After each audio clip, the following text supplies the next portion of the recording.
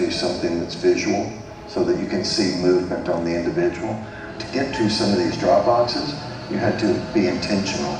You had to get off the highway, you had to go on surface streets, you had to turn in somewhere in order to get to those drop boxes. And the circles, I take it, reflect the nonprofit centers, and not the places where the ballots originate? The stash houses, where the ballots are collected and handed to the mules to take to the drop box. Now let's move over to Arizona. How many mules in Arizona? A little over 200. A little over 200. In Phoenix alone. The reason I think this is all very significant is because these were very close states, right? What was the margin in Georgia? 10 or 11,000, I think, in the end. In the end. And Arizona also extremely close. Yeah, very close. Then you moved on to Wisconsin, but our initial look was in Milwaukee. Gross numbers were a little down, but the average number of visits to the drop boxes was up. So instead of having only 24 unique visits, I think we averaged 28. I mean, maybe I've heard people in Milwaukee are really hardworking, and maybe they just went overtime. And then let's go to Michigan. We have more than 500 mules that we've identified in Michigan. Again, the number of boxes is lower. Now, where in Michigan? Detroit mainly, but we have people in Detroit that went to more than 100 drop boxes. I mean, this is stunning because it's like, I cannot think of a rational, kind of innocent reason for someone to do that. It just doesn't exist. No. So any reasonable person would say, you're onto something big here. We should take a closer look. Let's go to Pennsylvania, critical state.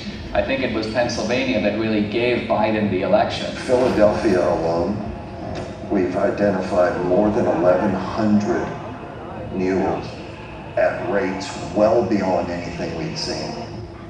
Closer to 50 drop boxes each. Each guy going to 50 drop boxes? Each.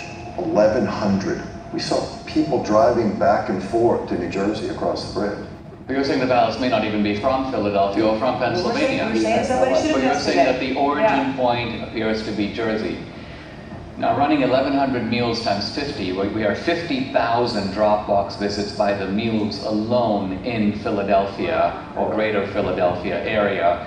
Now, as you were assessing this data, you had, the two of you, and I'm not sure which of you came up with this, a genius idea in my view. Or, what was yours? Of course! Of course, who else? Well, to validate your data. We chose to look at two murders that were ending on cold case status. And in Atlanta, 8-year-old Secoria Turner was killed by rounds of gunfire shot into a car that happened just outside this Wendy's parking lot. Bought the data and the team got to work. You could see visually that there were only a handful of unique devices that could possibly have pulled the trigger. So this is the area, and this is where the Wendy's was. And are you saying that each green dot is the same guy, but moving through time? Each color is one person. The shooting actually occurred right here in this parking lot. Sort of inside of this circle are really the only potentially legitimate shooters. Each of these devices has a unique device ID, and we turned the bulk of this information over to the Federal Bureau of Investigation. Now, I read, they've arrested A liberal organization. Two suspected gang members Bunch of will appear libs. in court this morning on charges that include the shooting death of 8-year-old Secoria Turner. And isn't it true that this tracking, these movements, this parallels exactly the work you're doing with the mules? Exactly.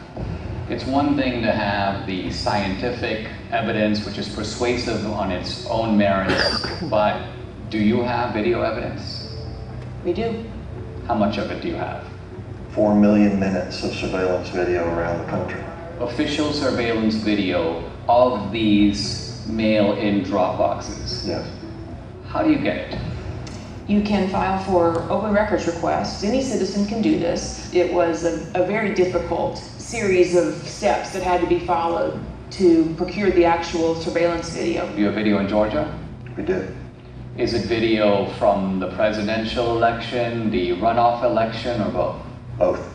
Do you have video from other states? Some video from Arizona. We have recently learned video was specifically turned off on particular drop boxes. In which state? Arizona. Wisconsin, it turns out, even though the rules required them to have video, Did they do the video? No, they did not.